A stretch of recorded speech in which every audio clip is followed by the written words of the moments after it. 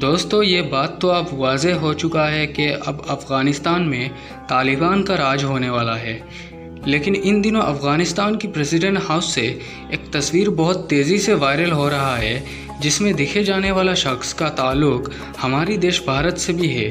تو دوستو وہ شخص کون ہے، اس کا تعلق بھارت سے کیسے ہے، یہی سبھی چیز آج کے ہماری اس ویڈیو میں جانیں گے۔ ویڈیو میں آگے بڑھنے سے پہلے آپ سے ایک گزارش ہے، اگر آپ کو ہمارے یہ ویڈیو پسند آیا تو ویڈیو کو لائک کرنے کے ساتھ ساتھ ہمارے اس چینل کو بھی سبسکرائب کر دیجیے گا۔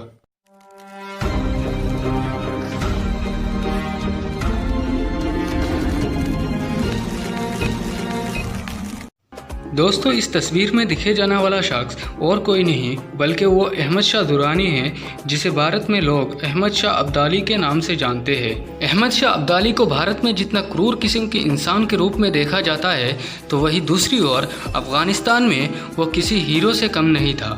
اس کی وجہ یہ ہے کہ وہ احمد شاہ ہی تھا جس نے افغانستان کو وجود میں لایا تھا۔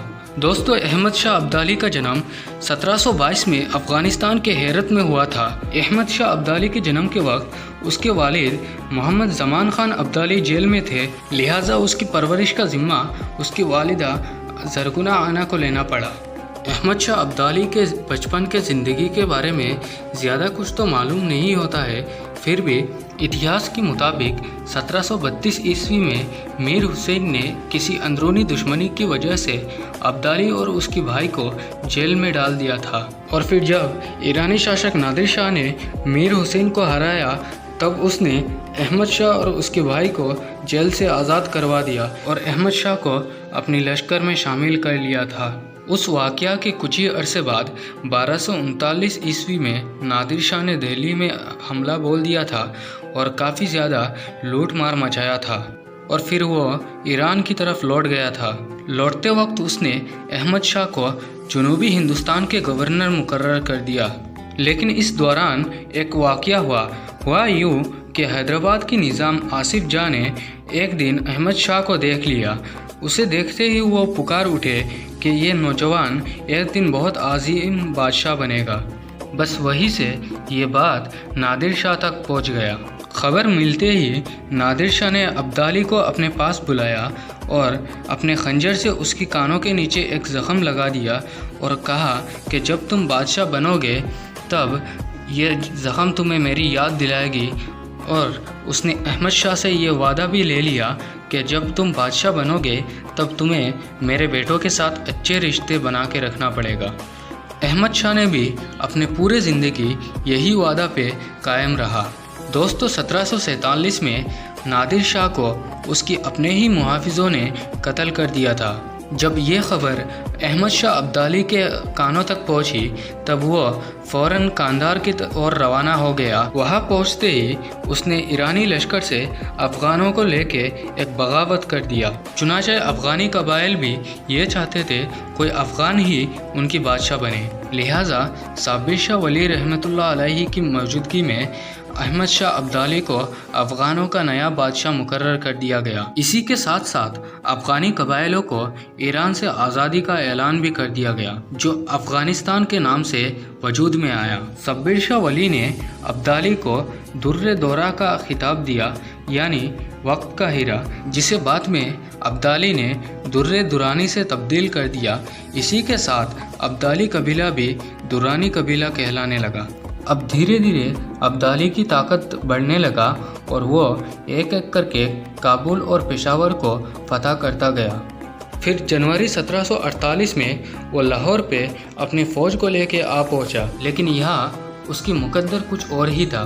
دراصل ہوا یوں، لاہور میں آتے ہی مغل اور میر منو کی فوجیں اکٹھے ہو کر ابدالی کے فوج کے ساتھ ایک زبردست جنگ لڑی اور ابدالی کو ایک بڑی شکست ملی۔ یہ شکست ہندوستان میں ابدالی کی پہلی شکست تھی، لہٰذا اسے افغانستان لوٹنا پڑا۔ پھر 1748 میں واپس سے ابدالی لاہور کے ارادے سے نکل پڑا اور میر منو کو شکست دے دی اور لوٹتے وقت کشمیر کو بھی فتح کر لیا تھا۔ اور پھر 1756 میں ابدالی نے پھر سے ہندوستان کے اوپر چڑھائی کیا۔ اس بار اس کا نشانہ دہلی تھا۔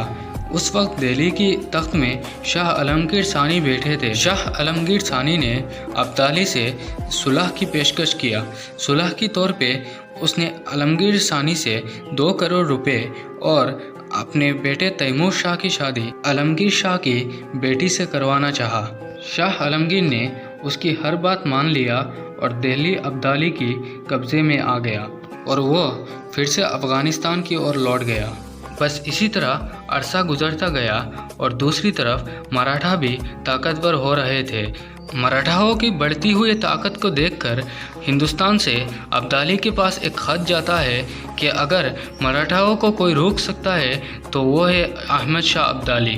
ख़त मिलते ही अब्दाली अपने पूरे ताकत के साथ फिर से हिंदुस्तान की तरफ रवाना हुआ और 14 जनवरी 1761 में पानीपत की उस मैदान में मराठा और अहमद शाह अब्दाली के बीच पानीपत की तीसरी तारीखी जंग हुई, जिसमें मराठाओं को शिकस्त खाना पड़ा। अपनी उम्र की आखिरी हिस्सों में अब्दाली की रियासत जो दिल्ली तक फैला हुआ था वो कम होकर सिर्फ पेशावर तक ही सिमट कर रह गया और फिर धीरे धीरे उसकी फ़ौजों में भी बगावत शुरू हो गई और सिखों ने भी कश्मीर पे कब्जा कर लिया था।